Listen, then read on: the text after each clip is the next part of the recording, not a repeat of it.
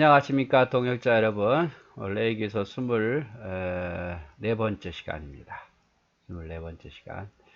자, 오늘은 이제 레이기서 15장을 보는데 유출병에 대한 이야기입니다. 유출병. 우리가 13장 14장에서는 나병이라는 문둥병이죠. 그것에 대한 것에 보았다면 이제 유출병에 대해서 보는데, 자, 볼까요? 여호와께서 모세와 아론에게 말씀하여 이르시되 이스라엘 자손에게 말하여 이르라. 누구든지 그의 몸에 유출병이 있으면 그 유출병으로 말미암아 부정한 자니라. 그러니까 어떤 뭐 피라든지 뭐 몸 안에서 어떤 나오는 어떤 액체, 이런 계속 흘러나오는 그런 액체에 대해서 어, 부정하다, 이렇게 표현을 하고 있죠. 자, 그의 유출병으로 말미암아 부정함이 이러하니 곧 그의 몸에서 흘러나오든지 그의 몸에서 흘러나오는 것이 막혔든지 다 부정한 거다, 그 말이죠. 유출병이 있는 자가 눕는 침상은 다 부정하고 그가 앉았던 자리도 부정하다. 그래서 유출병 있는 사람만 부정한 게 아니라 그가 누웠던 침상, 또 그가 앉았던 의자도 다 부정하게 된다 이 말이에요. 왜냐하면 묻어 있을 거니까. 그의 침상에 접촉하는 자는 그의 옷을 빨고 물로 몸을 씻을 것이며 저녁까지 부정하리라. 그러니까 유출병이 있는 사람과 함께 침상을 썼으면, 그의 침상에 눕게 됐으면, 알고는 안 하겠죠. 모르고 이제 그 접촉했으면 자신의 옷을 빨고 그날까지는 부정하다. 그 다음 날에야 이제 정결함을 얻는 거죠. 유출병이 있는 자가 앉았던 자리에 앉은 자는 그 옷을 빨고 물로 씻을 것이요 저녁까지 부정하리라. 자, 자리에 앉았던, 유출병자가 앉았던 자리에 앉은 자도 똑같다 이 말이죠. 유출병이 있는 자의 몸에 접촉하는 자는 그의 옷을 빨고 몸을 씻을 것이며 저녁까지 부정하리라. 자, 유출병이 있는 자와 신체 접촉을 하는 자도 역시 마찬가지입니다. 유출병이 있는 자만 부정한 되는 게 아니라 유출병에 앉은 침대에 같이 누웠던 자, 그리고 의자에 앉았던 자, 몸에 접촉한 자도 다 저녁까지는 부정하다. 그 옷을 반드시 빨고 그 다음날 정결하게 된다 이 말이죠. 유출병에 있는 자가 정한 자에게 침을 뱉으면 정한 자는 그 옷을 빨고 물로 몸을 씻을 것이며 저녁까지 부정하리라. 유출병 있는 자가 침 튀기고 뱉어도 그 사람은 부정하게 된다 이 말이죠. 유출병이 있는 자가 탔던 안장은 다 부정하며 그의 몸 아래 닿았던 것에 접촉한 자는 다 저녁까지 부정하며 그런 것을 옮기는 자는 그 옷을 빨고 물로 몸을 씻을 것이며 저녁까지 부정하리라.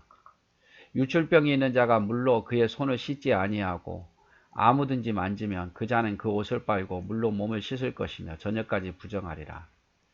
유출병이 있는 자가 만질 그릇은 깨뜨리고 나무 그릇은 물로 씻을 것이다. 그래서 유출병이 있는 자체가 바로 부정하게 됐기 때문에 그 사람이 누웠던 침대, 또 뭐 의자, 또 그 사람과 몸에 접촉하거나 또 그 사람에게 침뱉음 당하거나 또 그 사람이 앉았던 안장이나 또 그 사람이 물로 자기 손을 씻지 아니하고 만지는 모든 것은 다 부정하게 된다 이 말이에요. 부정하게 된다. 그래서 사람 같은 경우는 옷을 빨고 저녁까지 부정하게 되고 그 다음날 자동 정결하게 되는 거고, 그릇을 만졌으면 그릇은 깨트려 버리고, 질그릇이죠. 나무 그릇은 씻으라 이 말이죠. 쉽게 나가니까 나무 그릇은. 그래서 나병처럼 유출병 역시 부정한 자로 보았습니다. 유출병은 계속 흐르다라는 의미로서 성기에서 분비물이 계속 유출되는 질병이죠. 그래서 여성도 그렇고 남성도 그렇고, 자, 유출병은 방탕하고 부정하고 음탕한 생활의 결과라고 여겨졌습니다. 그래서 유출병이 나오는 것은 부정하고 방탕한 음탕한 생활 때문에 걸린 뭐 성병 비슷한 거였다고 여긴 거죠.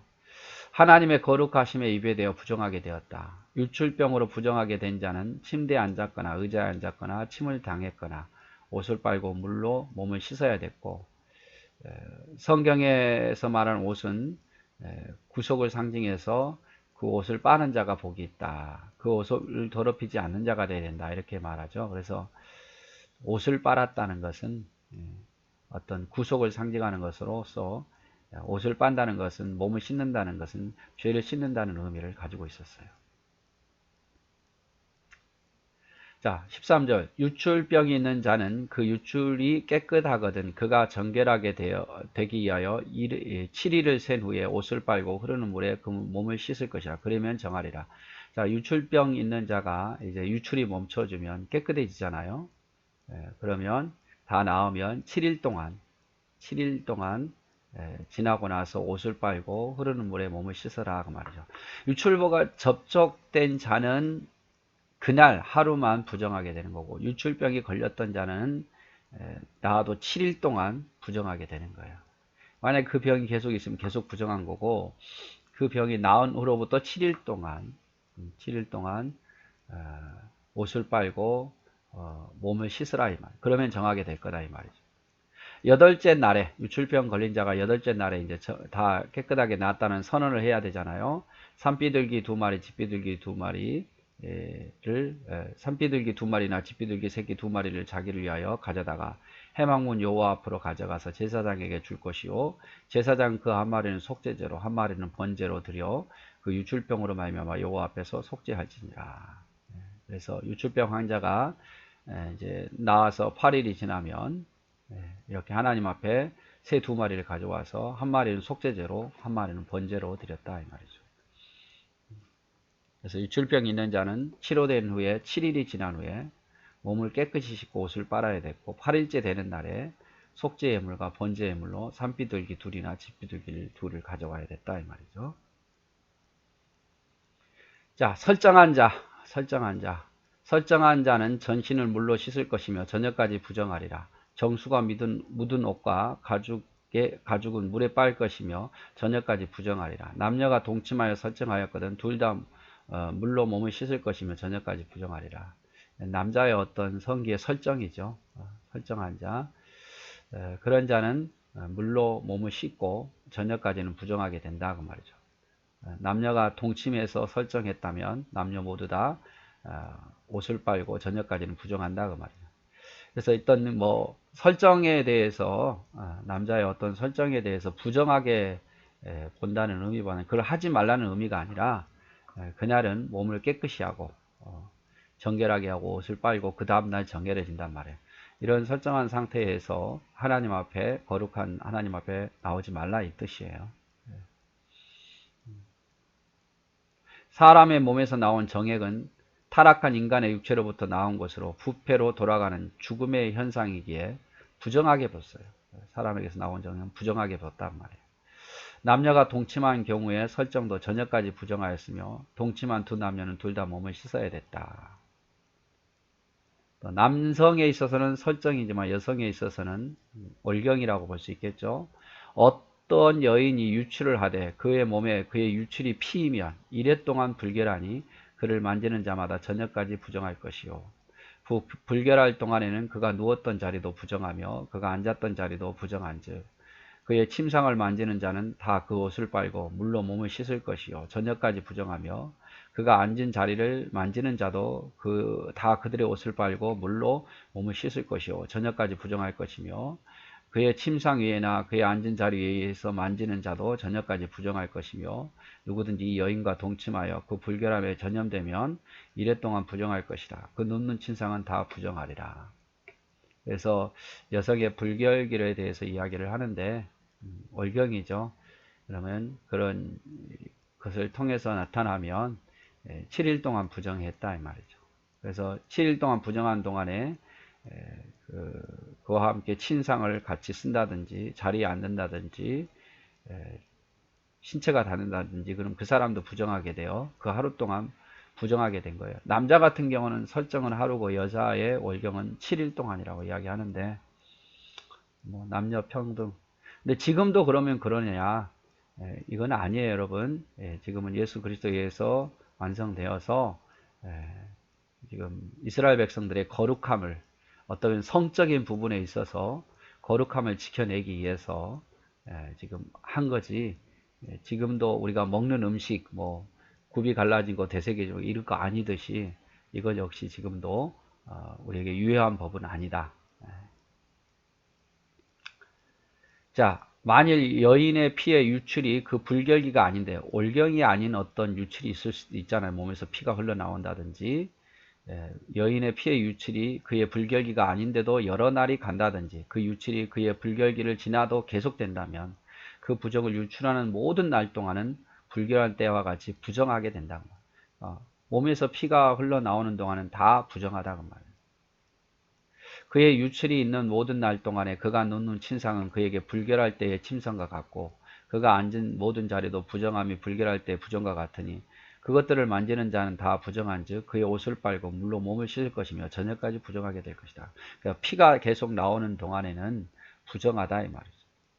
그리고 그것에 접촉하는 자는 옷을 빨고 그 저녁까지는 부정하게 되고 28절 그의 유출이 그치면 이래를 센 후에 이제 유출이 다 마치면 뭐 기간이 어느 정도 됐든 간에 유출이 마치면 7일이 지난 후에 정하게 된다. 그러면 산비둘기 2마리, 집비둘기 2마리를 가져와서 제사장 앞에 드리고 제사장은 한 마리는 속죄제로 한 마리는 번제로 드려 유출로 부정한 여인을 속하게 하라 이 말이죠.